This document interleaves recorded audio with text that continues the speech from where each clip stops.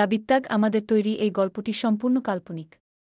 আমরা কোনো ব্যক্তি বিশেষ বা সমাজকে ভ্রান্ত করতে চাই না।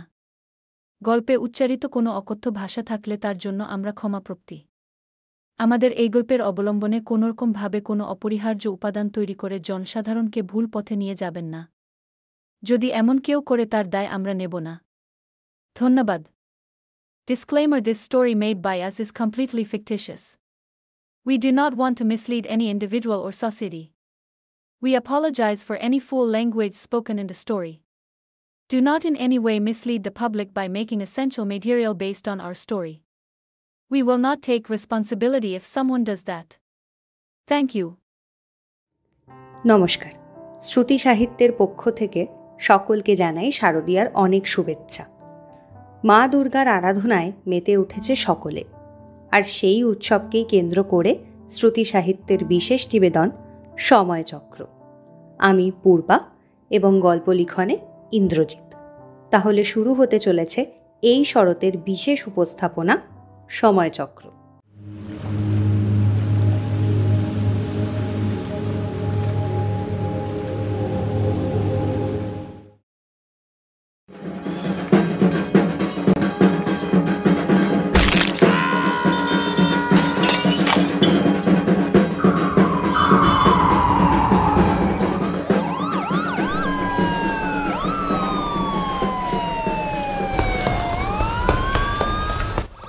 অ্যাম্বুলেন্স ডাকো, এভাবে রুগীটা পড়ে থাকলে বাঁচবে না রাস্কেল। হ্যাঁ স্যার।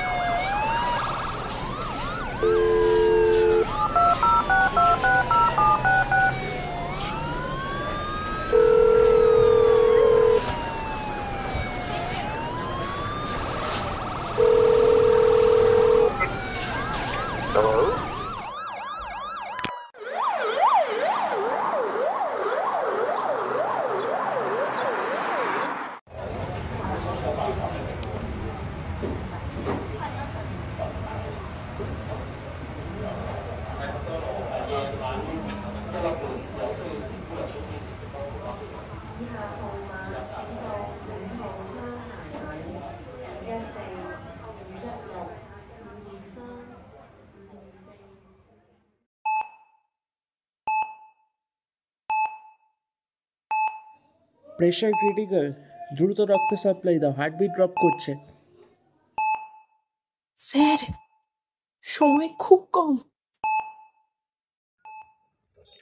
আমি হাসপাতালে? কিন্তু মারলো কে আমাকে? শুনতে পাচ্ছ না আমার কথা? সব শুনতে পাচ্ছি, কিন্তু কিছুই তো বলতে পারছি না। শরীরটা এরকম লাগছে কেন?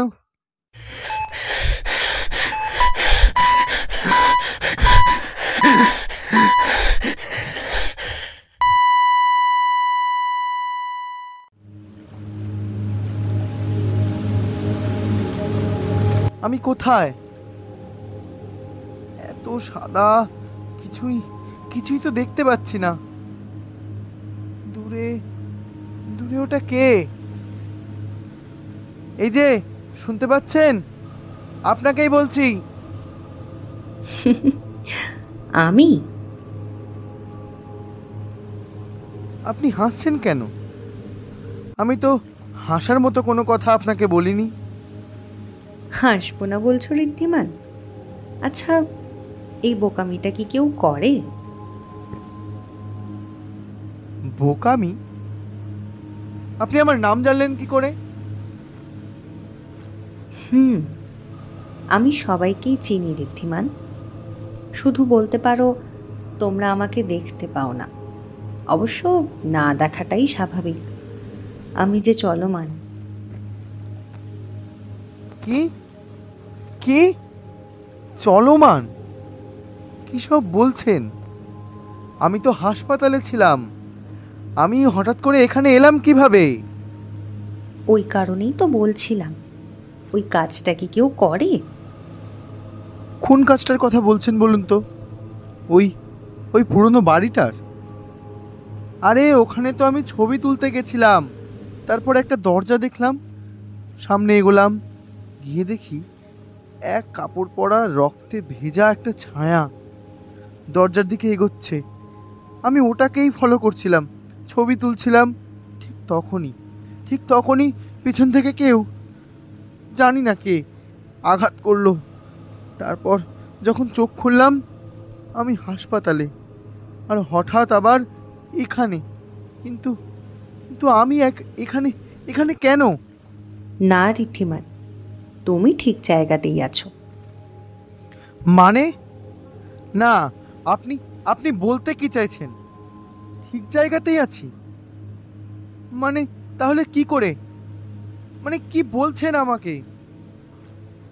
ঠিক করে বলুন। এই দেখুন, বাড়ি যাওয়ার রাস্তাটা বলে দিন। কিন্তু আমি বাড়ি যাব, বন্ধুরা অপেক্ষা করছে, ঘুরতে যাব রাতে। হচ্ছে না, ওইটি হচ্ছে না। না মানে ওইটা হচ্ছে না কেন? ঋদ্ধিমান, তুমি কি কিছুই বুঝতে পারছো না, নাকি বুঝতে চাইছো না? হতেও পারে তুমি দুঃখের মাঝেও মজা করতেই পারো। দুঃখের মাঝে মজা? হ্যাঁ, কারণ তুমি মারা গেছো। মানে কি? এক সেকেন্ড, আমি তো হাসপাতালে চোখ খুললাম। আপনি কি পাগল? আমি মারা গেছি? জল জ্যান্ত দাঁড়িয়ে আছি আমি এখানে, আপনার সঙ্গে কথা বলছি, আমি মারা গেছি? কি যে বলছেন!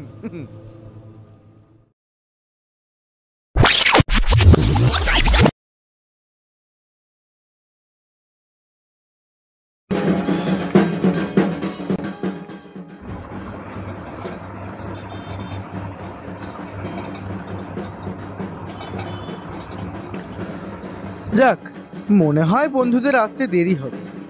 একটা কাজ করি, হাতে সময় আছে, কিছু ছবি তুলে ফেলি। জায়গাটা বেশ সুন্দর, কিন্তু পাশেই তো শোভাবাজার মনে হচ্ছে। আরে এই জায়গাটা তো, মানে বাড়ি চলে এসেছি। ভালোই হয়েছে বাবা। কি যে বলছিল আমি মারা গেছি, কিছুই বুঝতে পারছিলাম না। আমি নাকি মারা গেছি? জল জ্যান্ত দাঁড়িয়ে কথা বললাম ওই মহিলার সঙ্গে, সে বলছে আমি মারা গেছি। এ কি, আমি ট্যাক্সিতে উঠছি, মানে হচ্ছেটা কি? দাদা, শোভাবাজার যাব। জায়গাটার কটা ছবি তুললে হয়, বেশ ভালো।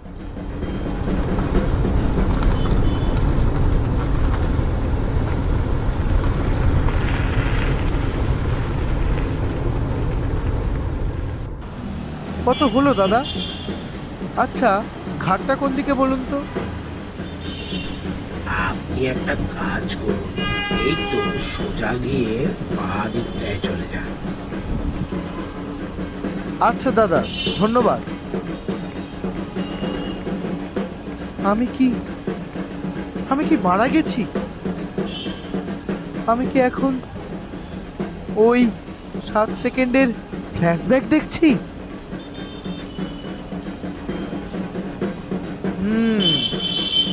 অনেকটাই তো চলে এলাম।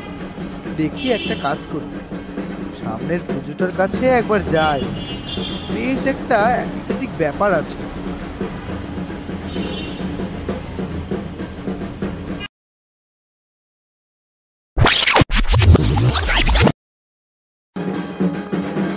এই জায়গাটা আবার কোথায়? আমি তো আমার ফ্ল্যাশব্যাক দেখছিলাম, এটা আবার কার ফ্ল্যাশব্যাক?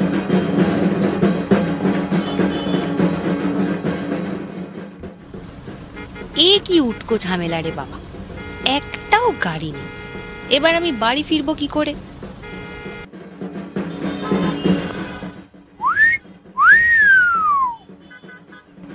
এরকম করে বলতে নেই, মেয়ে তো, গান দিয়ে বল। ওই গানটার কথা মনে পড়ছে আমার, এখন গাইবো। আরে হ্যাঁ, গা না। হাই সজনী, চড়বি আমার হিরো, চলো মামুনি। আমি কি কিছুই করতে পারবো না? মানে শুধু শুধু দাঁড়িয়ে দাঁড়িয়ে দেখবো?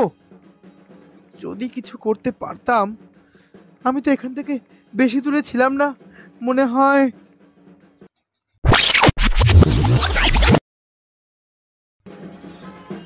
ভাই, তুই কখন আসছিস? যদি দেরি হয় আমি শোভাবাজারেই আছি, তুই এসে আমাকে একটা কল করিস। আমি ওই দুর্গাপুজো প্যান্ডেলের সামনেই আছি রে, শোভাবাজার গঙ্গা ঘাটের দিকেই। ঘাটের কাছাকাছি এসে আমাকে একটা কল দিস, বুঝলি?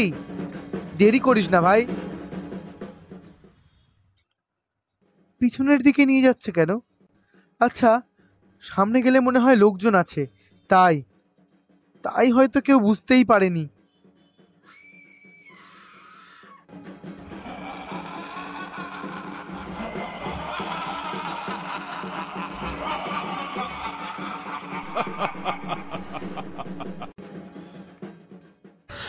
এই তো মামুনি, আর একটুখানি। তুই মেরে ফেলতে এটাকে? আরে সালা, এমনি পুজো, তার উপর ক্যাচরা ওড়াচ্ছিস তোরা। জায়গাটা সত্যিই বেশ পুরানো, ছবি তুললে ক্যানভাসে বেশ লাগবে কিন্তু। কেউ একটা আসছে মনে হয়। কেউ একটা আসছে। তোরা একটা কাজ কর, তোরা এদিকটা দেখ, আমি ওদিকটা দেখছি। কোনো আওয়াজ যেন না হয়, বুঝলি তো?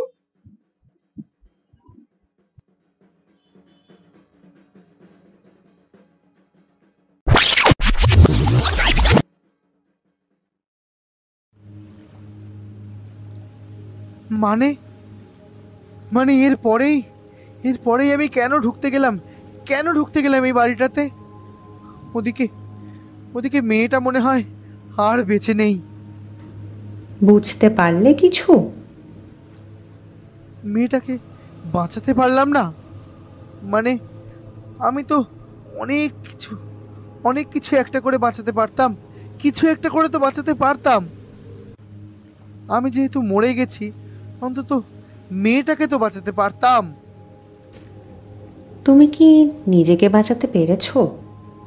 বা আমি কি তোমাকে বাঁচাতে পেরেছি? না না। যাক, বুঝতে পারলে তাহলে। না, আমি কিছুই বুঝিনি।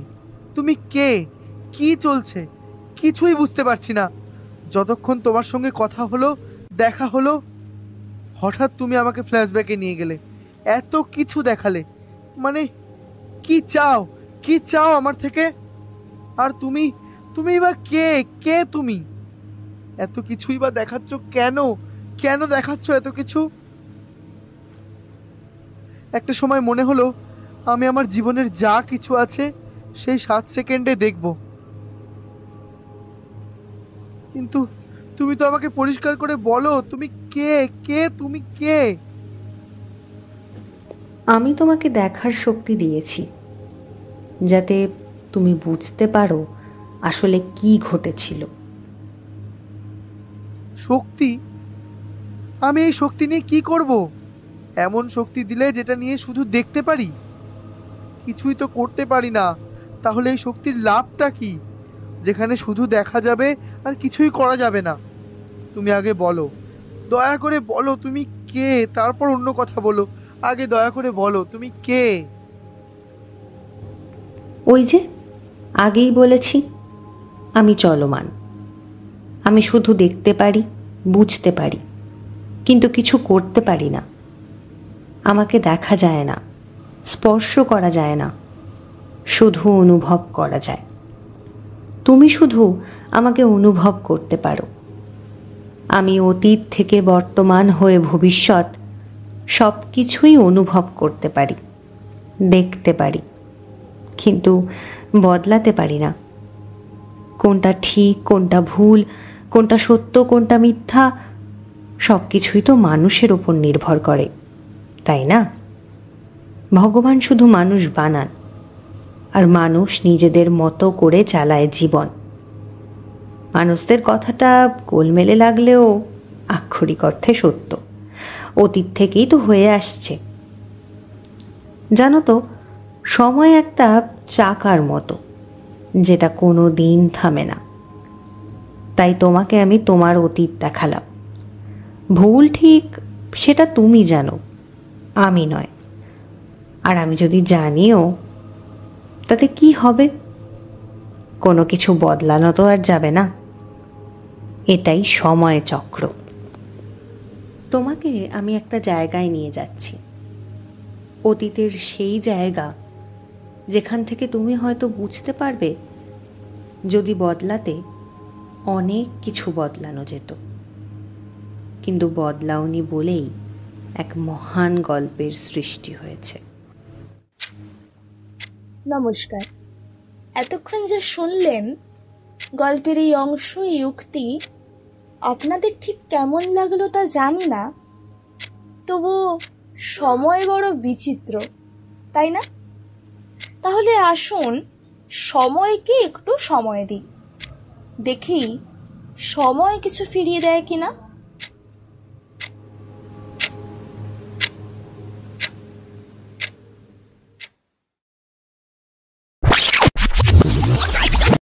আমি জন্ম থেকে অন্ধ, রাজ্য দেখি না, শুধু শুনি মানুষের কণ্ঠস্বর। সঞ্জয়, আজ এই নীরবতা কেন কাঁপছে? মহারাজ, শান্তির দূত হয়ে কৃষ্ণ এসেছেন। পাণ্ডবরা শুধু 5টি গ্রাম চায়। রাজন, যুদ্ধ থামাও। পুত্র স্নেহের কারণে অন্যায়কে প্রশ্রয় দিও না। চোখে আলো না থাকলেও মনের আলো জ্বালাও। কৃষ্ণ, আমার হৃদয় দুর্বল।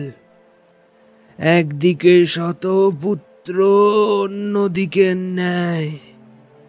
আমি জানি না কাকে আঁকড়ে ধরব। অন্যায়ের পাশে দাঁড়ানোই আসল অন্ধকার। রাজন, মনে রেখো, যুদ্ধ শুরু হলে এই ধ্বংস থামানোর আর কারো হাতে থাকবে না। মহারাজ, পাশার খেলায় ভাগ্যই রাজ্যের মালিক নির্ধারণ করবে। দুর্যোধনের জয় মানেই কৌরবের জয়। আপনি অন্ধ রাজন, আমি দেখছি এই খেলায় কেবল জয় আমাদের। পাণ্ডবরা একে একে সব হারাবে। রাজসভায় আমি প্রশ্ন করছি, একজন স্বামী নিজে হেরে গেলে স্ত্রীকে কি আর দান করতে পারে? আমি অন্যায় শিকার হয়েছি মহারাজ। তুমি কি অন্ধ শুধু চোখে, নাকি ন্যায় প্রতিও? দ্রৌপদী, আমি অক্ষম, চোখে দেখতে পাই না। আবার দুর্যোধনের অন্যায়ের বিরুদ্ধেও কিছু বলতে পারি না। তবুও আমি তোমায় পর দিচ্ছি। মুক্তি পাচ্ছ, কিন্তু জানি এই অপমানের আগুন একদিন কুরুক্ষেত্র জ্বালিয়ে দেবে। হ্যাঁ রাজন, সেই প্রতিজ্ঞা আজও জ্বলছে আমার অন্তরে। এই আগুনই কুরুক্ষেত্রে কৌরবদের ভস্ম করবে।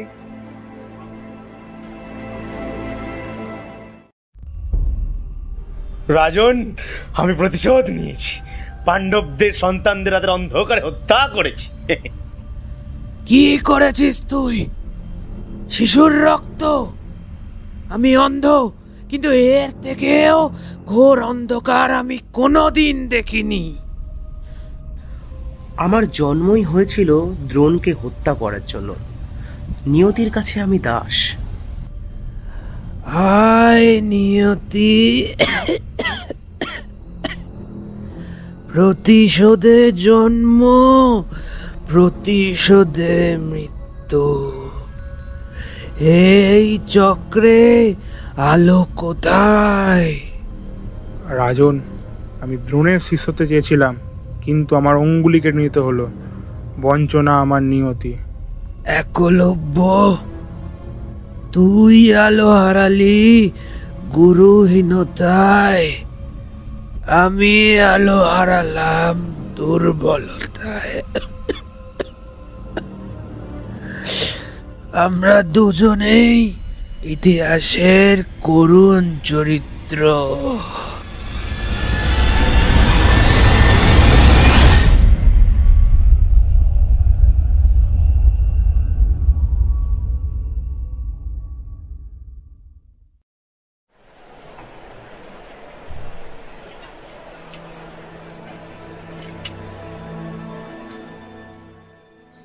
রাজন, কৃষ্ণ আমাকে উপদেশ দিয়েছিল কর্ম করো, ফলের আসক্তি ত্যাগ করো, তাই আমি লড়েছি।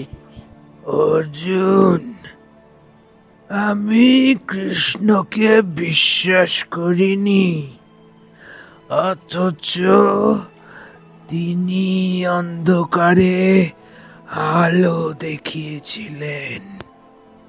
রাজন, আমি প্রতিজ্ঞার ভারে জীবন কাটালাম, অন্যায় সহ্য করলাম। আজ এই পতন দেখে বুঝেছি অতি আনুগত্য ধ্বংস টেনে আনে। পিতামহ, আমি জন্মান্ধ,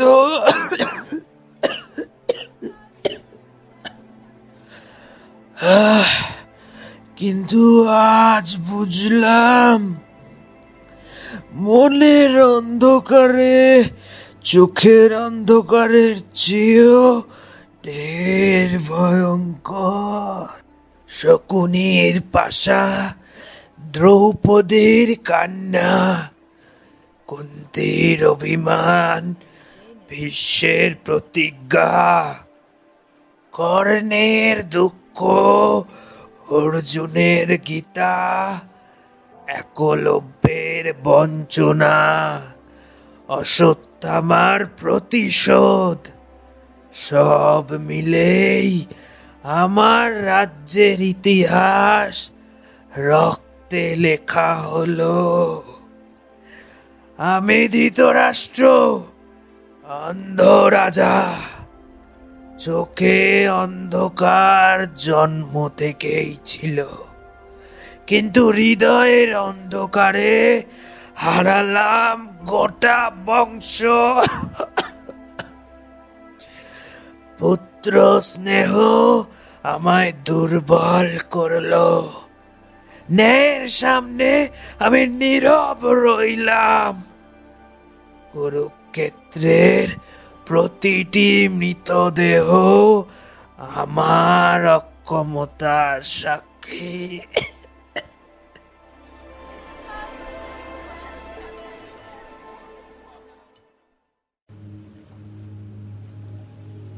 মহাভারতের কাহিনীতে ধৃতরাষ্ট্র ছিলেন এক অন্ধ রাজা, কিন্তু তিনি শুধু চোখে দৃষ্টিতে অন্ধ ছিলেন না, তিনি ছিলেন ন্যায় বিচারে অন্ধ, সত্যে অন্ধ। পুত্র স্নেহে এতটাই অন্ধ হয়ে পড়েছিলেন যে অন্যায়কে অন্যায় বলে স্বীকার করতে পারেননি। এই নীরবতায় জন্ম দিয়েছিল মহাযুদ্ধের।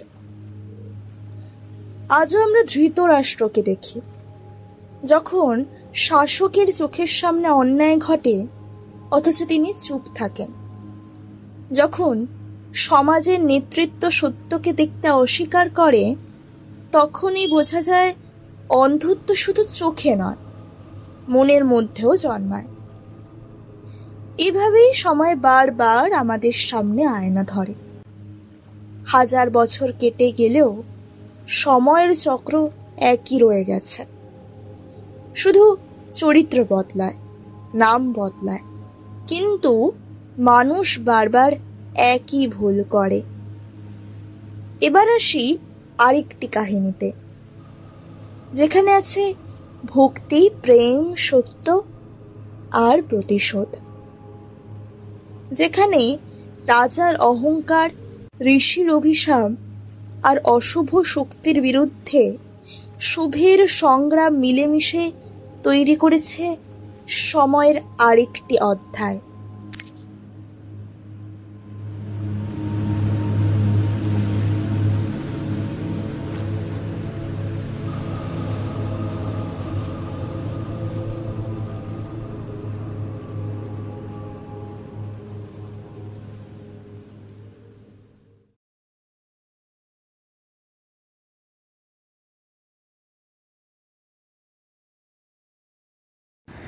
হে ঈশ্বর, ঋষির অভিশাপে আমি আজ পাথর। শতাব্দীর প্রতীক্ষা, কবে মুক্তি পাব? ধরিত্রী, এই পাথরের মাঝে কি দুঃখ জমে আছে, এসো তোমাকে মুক্তি দিই। প্রভু, তুমি শুধু আমায় নয়, সমগ্র মানবতাকে মুক্ত করলে।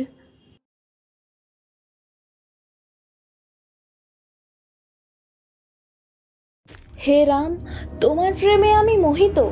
সীতাকে সরাও, আমার সঙ্গে জীবন কাটাও। অসুরী, আমার স্বামীকে ছিনিয়ে নিতে চাও? শূর্পণখা, প্রেম ভিক্ষা নয়, হিংসার কামনায় প্রেম জন্মায় না। যাও দানবী, তোমার অহংকার নষ্ট হোক।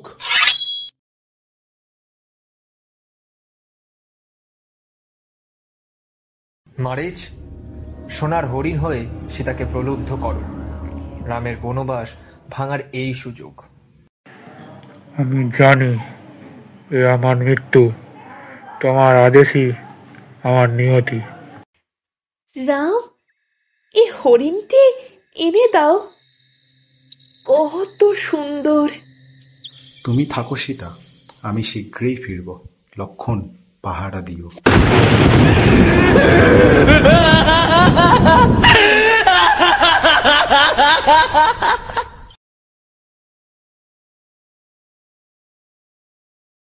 বিক্রমে বনে ঘুরি, দান চাই মা। মুনি, প্রভু ছাড়া আমি বাইরে আসবো না।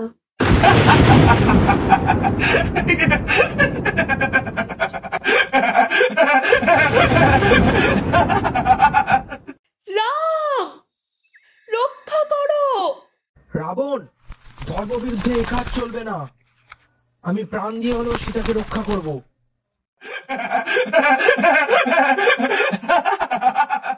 বার্ধক্য জয় করতে পারে না শক্তিকে।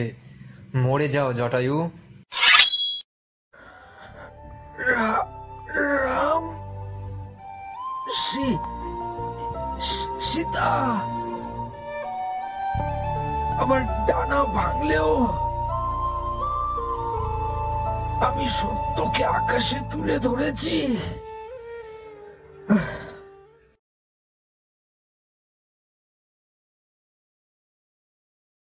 প্রভু, কতদিন ধরে অপেক্ষা করেছি। এ ফল স্বাদে মিষ্টি কিনা দেখিয়ে রেখেছি তোমার জন্য। তুমি আমাকে ফল নয়, হৃদয় দিয়েছ মা। এ ভক্তিই অমৃত।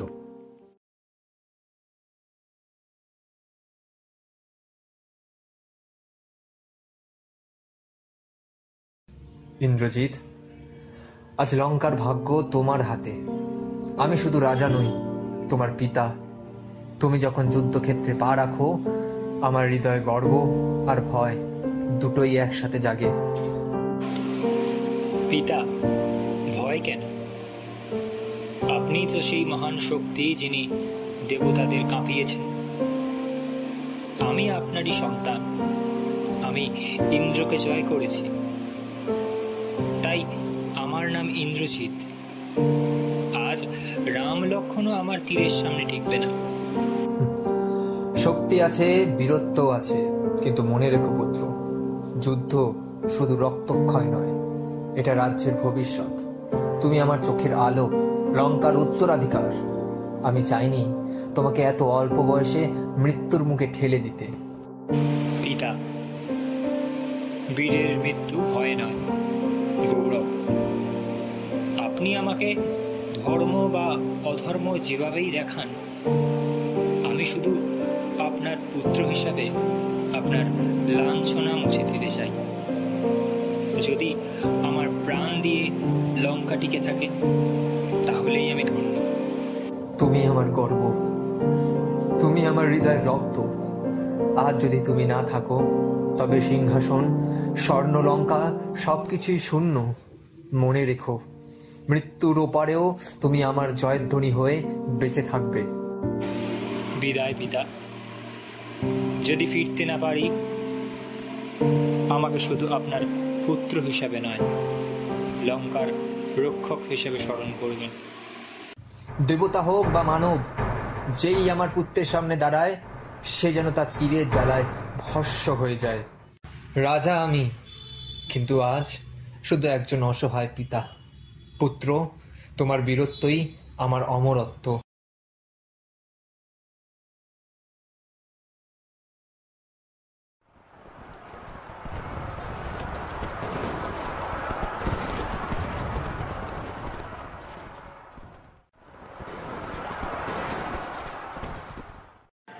জয় শ্রীরাম।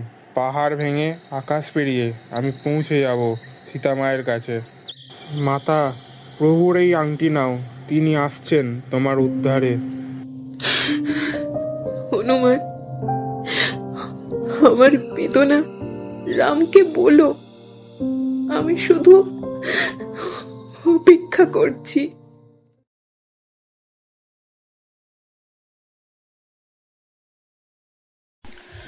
ভ্রাতা রাবণ, সীতাকে ফিরিয়ে দাও। ধর্মের পথে এই রাজ্য টিকে থাকে। বিভীষণ, তুমি ভ্রাতা নও, তুমি শত্রু। যাও, রামের দলে যোগ দাও।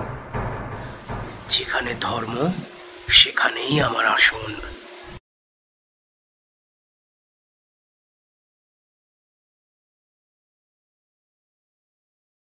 পুত্র, পদ দাও।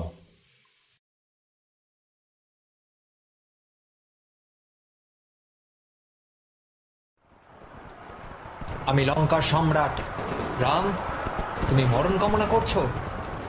রাবণ, অহংকার পতনের মূল, আজ সত্যের জয় হবেই। আমি মহাশক্তিশালী হয়েও পতিত হলাম। রাম, তোমার নামই অমর থাকবে। রামায়ণ কেবল যুদ্ধ নয়, ভক্তি, প্রেম, সত্য আর ধর্মের অমর কাব্য। তাই যেখানেই রাম সেখানেই ন্যায়, যেখানে সীতা সেখানেই পবিত্রতা।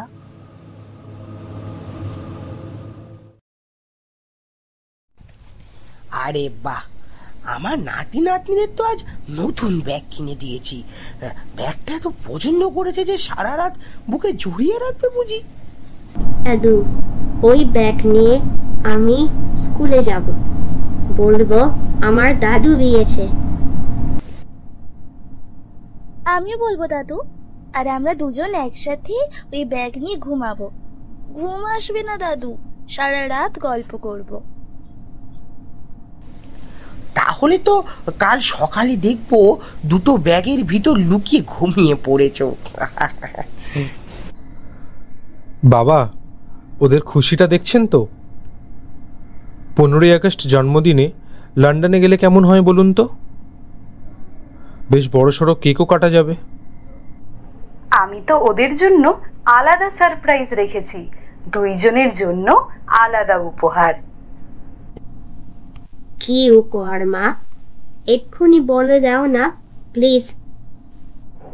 এখন বললে কি সারপ্রাইজ থাকবে? জন্মদিনের দিনেই খুলে দেখবে। দাদু, ও দাদু, তোমরাও যাবে তো আমাদের সাথে লন্ডনে? বলো না।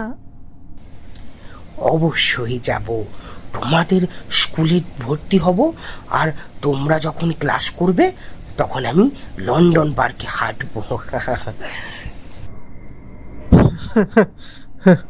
বাবা, আপনি তো সব ঠিকই করে ফেলেছেন দেখছি।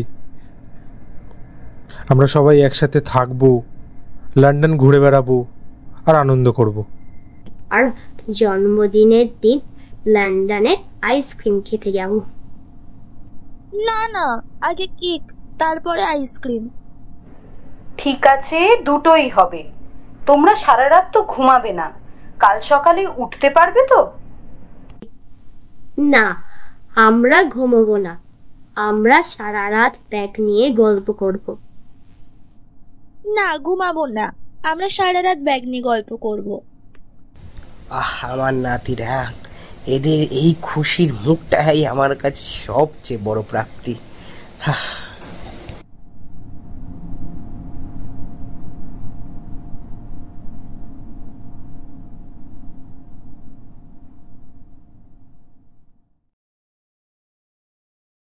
বাবা, মনে আছে ছোটবেলা তোমার সঙ্গে ছাদে বসে তারা গুনতাম? তখন তুই বলতিস আমি একদিন আকাশে উড়ব। হ্যাঁ বাবা, আর তুমি বলেছিলে উড়লেও আমার সঙ্গে হাসতে বসবি। ঠিকই বলেছি, কিন্তু এখন তোকে পাই কোথায়? শুধু খবরেই শুনি তুই আকাশে। আমি যেখানেই যাই বাবার মুখটা সবসময় চোখে ভেসে ওঠে। তোর সেই দাবার বোর্ডটা এখনো পড়ে আছে, তুই তো আর সময় করিস না খেলতে। খেলবো বাবা, আবার খেলবো, শুধু তুমি সুস্থ হয়ে ওঠো। তুই অনেক বড় দায়িত্বে আছিস রে। এত যাত্রী, এত ফ্লাইট, আমার জন্যে এত ভাবিস কই? কিরে চুপ করে গেলি কেন? সব ছেড়ে তোমার দেখাশোনা করবো বাবা।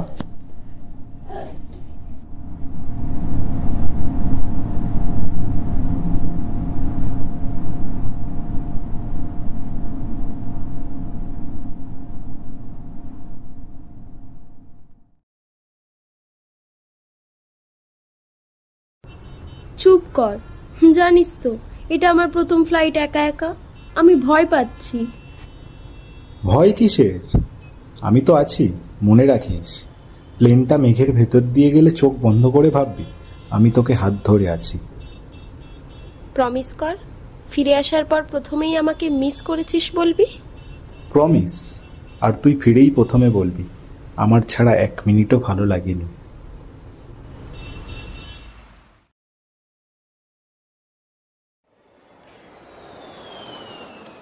Can you believe this is our last evening here, India? I'll stay with me forever. The chai, the train rides, the laughter, the chows, everything. I feel like the country hugged us. Oh, and the misty doi in Bengal. I swear I'm taking the days back home in my heart. Not just food. Remember the little boy who waved at us near the river? His smile? That was India for me. So, this is it. The journey ends, but the memories live forever. Maybe that's what India does to you. It gives you colors, sounds, stories you can never forget. True. The people made us feel like we belonged. I never thought I would fall in love with a land so quickly. Friend 2. গভীর অথচ হাসিমাখা শহরে। Goodbye, India.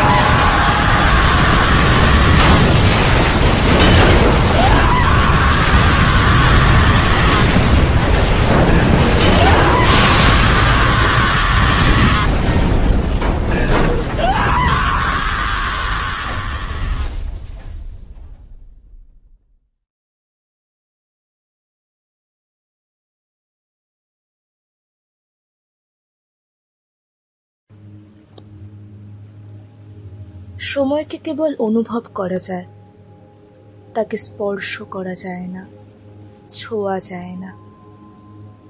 তাই কেউই জানতো না কিছুক্ষণ পর তাদের জীবনে কি হতে চলেছে।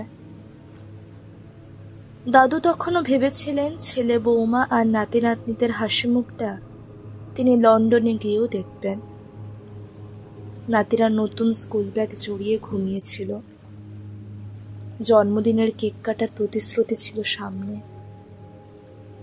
সবকিছু যেন আনন্দের রঙে ভরা। হাসপাতালের ওয়েটিং রুমে এক তরুণ তখনও আশা বাঁচিয়ে রেখেছিল হয়তো কোনো মিরাকেলে তার প্রিয়তমা ফিরে আসবে। পাইলট শেষবার নিজের মনে উচ্চারণ করেছিল, সব ছেড়ে তোমার দেখাশোনা করব বাবা।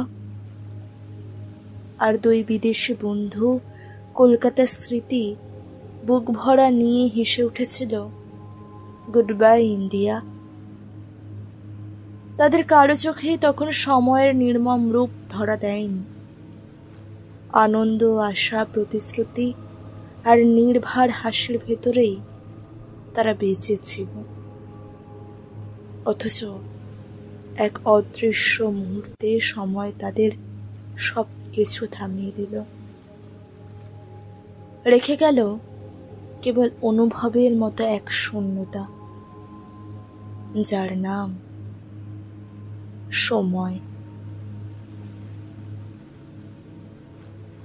না না না, আমি পারলাম না। চিত্রাকে আমি বাঁচাতে পারলাম না, না পারলাম না। কেন আমাকে দেখালে বলো? যদি কিছুই বদলাতে না পারি, কেন আমাকে দেখালে? তুমি ভুল করছো ঋদ্ধিমান। মানুষ কখনো সময়কে বদলাতে পারে না। সময় শুধু শিক্ষা দেয়, আঙুল তুলে দেখায় কোথায় হারালে, কেন হারালে। কিন্তু বাঁচানো, সেটা তোমাদের হাতে নয়।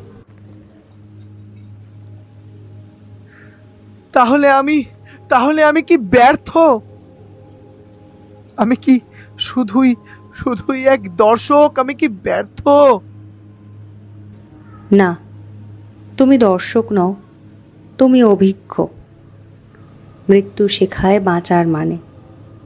চিত্রা তোমায় রেখে গেছে এক উত্তরাধিকার। তুমি যেন সময়কে অপচয় না করো।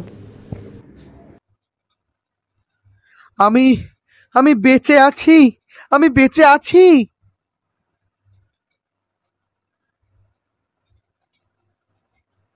কাজ আছে, টাকা আছে, নাম আছে, তবু ভালোবাসা, যত্ন, সত্যি সম্পর্কের জন্য সময় নেই। তোমরা ভেবেছ আমি তোমাদের জন্য থেমে থাকবো? না, আমি কোনোদিন কারুর জন্য অপেক্ষা করি না। তোমরা যখন ফোনে স্ক্রিনে ডুবে থাকো, আমি তখন চুপচাপ তোমাদের কাছের মানুষদেরকে দূরে সরিয়ে দিচ্ছি। তোমরা যখন বলো কাল কথা বলবো, আমি তখন সেই মানুষটাকেই নিয়ে যাচ্ছি, যার জন্য সেই কাল আর আসবে না। মনে রেখো, আমার সঙ্গে লড়াই করে কেউ কোনো দিন জেতেনি। যে আমাকে সম্মান করেছে, যে প্রতিটি মুহূর্তকে সত্যি করেছে, একমাত্র সেই জিতেছে জীবনকে।